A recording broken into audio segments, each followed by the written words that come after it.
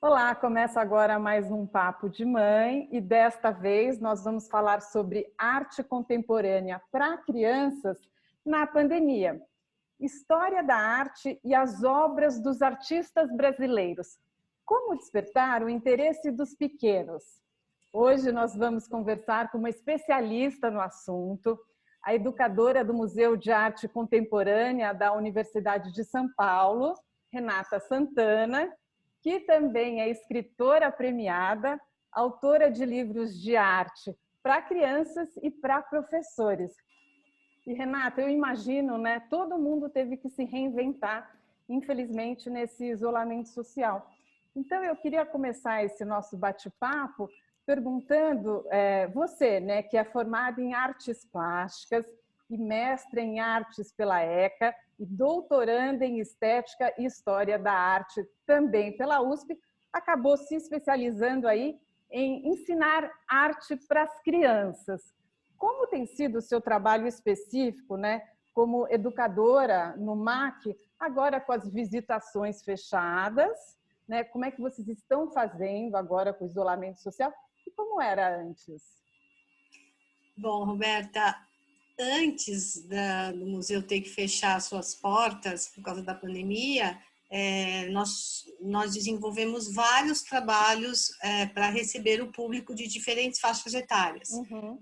Somos 4 educadores, cada um de nós desenvolve alguns programas com a ajuda de bolsistas, todos alunos da universidade. Uhum. Especificamente, um dos trabalhos que eu desenvolvia e que era direcionado ao público infantil é de contar histórias da arte por meio dos livros que existem no mercado editorial. Então, a gente fazia uma seleção de livros que tivessem relação com os temas, assuntos das disposições que o museu tem, né? E reunia as crianças uma vez por mês, aos sábados, com o livro, eu como educadora, os pais com seus filhos, e nós contávamos as histórias, líamos as histórias juntos, víamos as obras, passeávamos pelo museu, muitas vezes por diferentes exposições, e fazíamos uma atividade prática no ateliê. Tudo isso envolve um processo de construção de conhecimento da arte pela criança, né? Ver, ouvir, conversar, criar as próprias narrativas a partir do que ela vê. Com a pandemia, todos nós, todos os educadores de museus tiveram que rever esses processos, esses projetos e transpor de alguma maneira para as mídias, né? Para o ambiente virtual. No meu caso, eu pensei como eu podia continuar contando essas histórias para as crianças. E aí, enfim, lógico que eu nunca tinha tido essa experiência, né, de gravar vídeos para o público, e continuei, então, selecionando algumas obras do espaço expositivo ou também do acervo que o museu tem online, para contar algumas histórias para as crianças. Escolhi alguma temática relacionada à pandemia ou não, e ao final de alguns vídeos eu mostrava alguns livros que os pais poderiam dar continuidade à conversa do vídeo em casa, né? Porque as bibliotecas também estão fechadas, então esse é um problema que a gente precisa considerar no momento de fazer escolhas. Eu queria que você contasse um pouco assim dos artistas que despertam a curiosidade das crianças, de quem elas mais gostam, dos adolescentes. Então, com as crianças, a gente tem uma visita assim que faz bastante sucesso, que é de ver os bichos do museu, né? Porque nós temos a obra do João Loureiro, que chama Zootécnico, que ele fez um elefante de espuma, um rinoceronte de espuma, um rato e um burro, e esses animais estão espalhados pela exposição. Então, isso desperta muito a curiosidade das crianças, né? Como é que um elefante feito de espuma, quem fez? Como é que um elefante pode ser obra de arte aqui dentro do museu? A partir das obras que eles têm interesse, a gente consegue conversar sobre várias questões. Os vídeos estão acessíveis nas mídias sociais do MAC, no Instagram, no YouTube do museu. A minha proposta é sempre de não ficar muito tempo eu na tela com as crianças, mas mostrar um pouco os artistas, propor uma atividade para que as crianças desliguem o computador, né? E passem a fazer alguma atividade prática, uma pintura, fazer uma tinta natural, com a participação dos pais, construir ondas que se mexem numa caixa, sempre de acordo um pouco com a temática do trabalho do artista que eu escolhi, né? E, enfim, e o acervo online está no site do museu, com esse nome, Acervo Online, e você clica e pode fazer a busca pelo nome do artista ou por um tema. Você pode jogar natureza morta, você pode jogar cachorro, você pode pôr Alfredo Volpi, Tarsila do Amaral, e aí vão aparecer algumas obras que já estão fotografadas e então fazem parte desse acervo do museu e que está disponível para qualquer pessoa interessada. Eu queria saber da sua vivência, Renata, qual a importância para o desenvolvimento das crianças, a arte, né, para a educação infantil, e sobre os museus, né, que você já trabalhou em museus e instituições culturais no Brasil, fora do Brasil. Eu queria saber de você, museu também é espaço para criança? E qual é a importância disso para elas?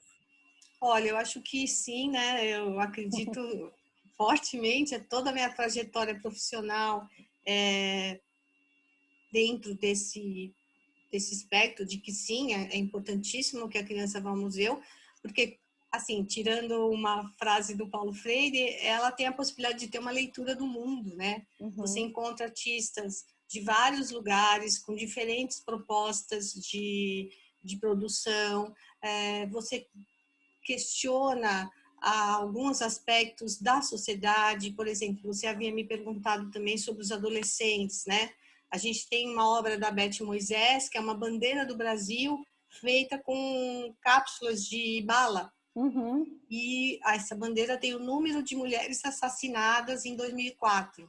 Nesse trabalho, quando a gente recebe grupo de adolescentes, a gente discute a questão da violência contra a mulher, né? Alerta meninos e meninas como que é perceber quando uma relação é abusiva, é agressiva. Lógico que um discurso adequado ao que é possível para cada nível de faixa etária, né? Um diálogo que seja adequado, mas que você pode abrir um olhar para o mundo e para tudo que está acontecendo ali, porque a arte não está dissociada disso, né? Ao contrário, né? Ela está intrinsecamente ligada às questões sociais e tudo que a gente vive, né?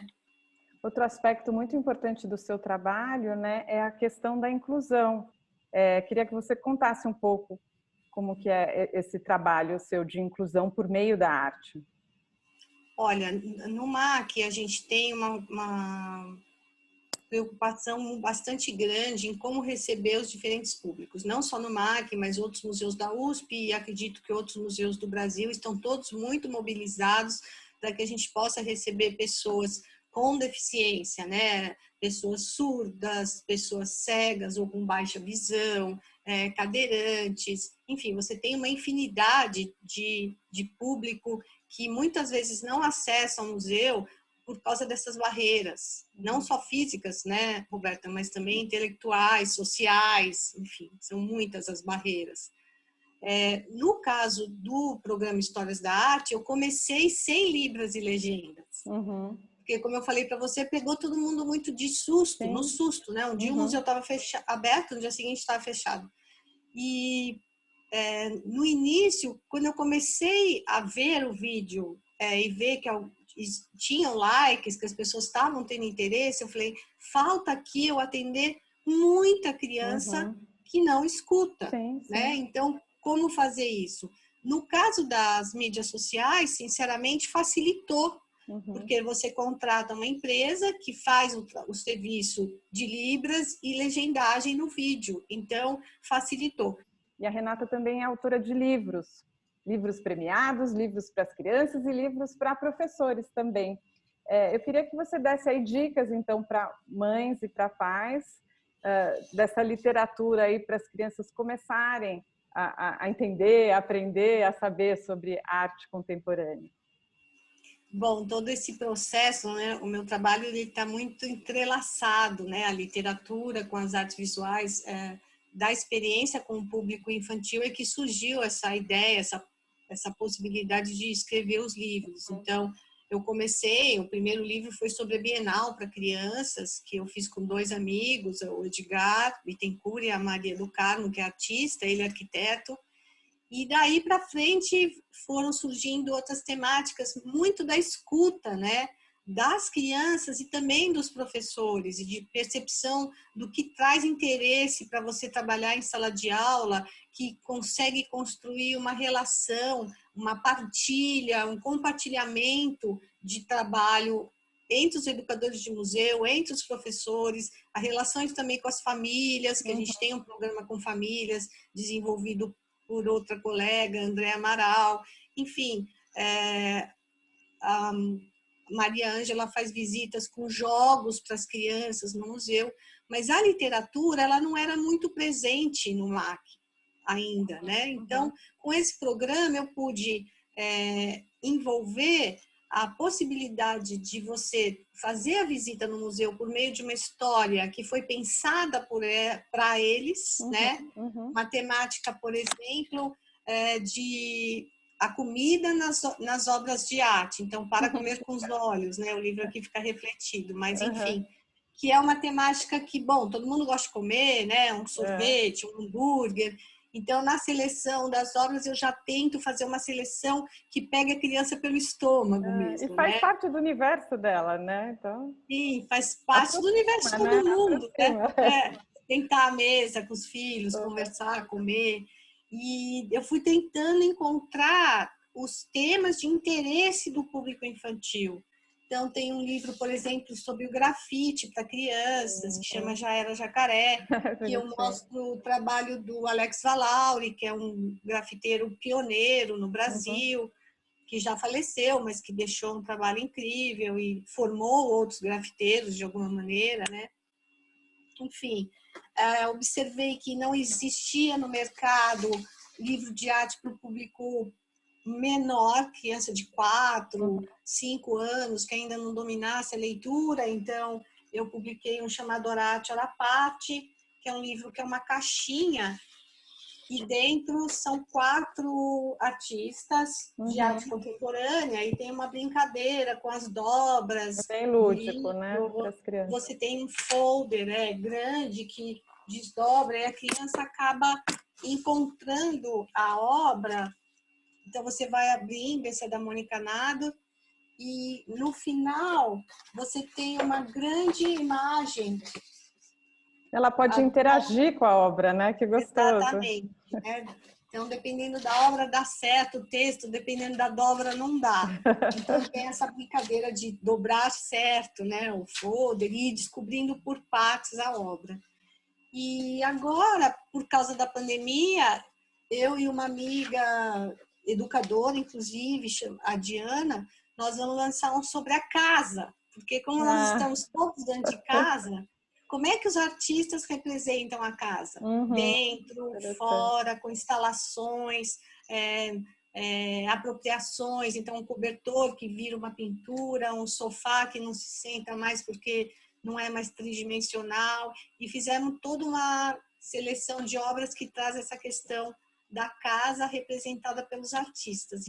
Então, vamos aproveitar a beleza da arte, tudo que ela pode proporcionar para a gente, principalmente para as crianças, né, Renata? Através desse projeto educativo da Renata nas redes sociais do MAC, né, Renata? Parabéns pelo seu trabalho, viu? Parabéns para vocês também por divulgar tantas iniciativas interessantes para os pais. Muito obrigada.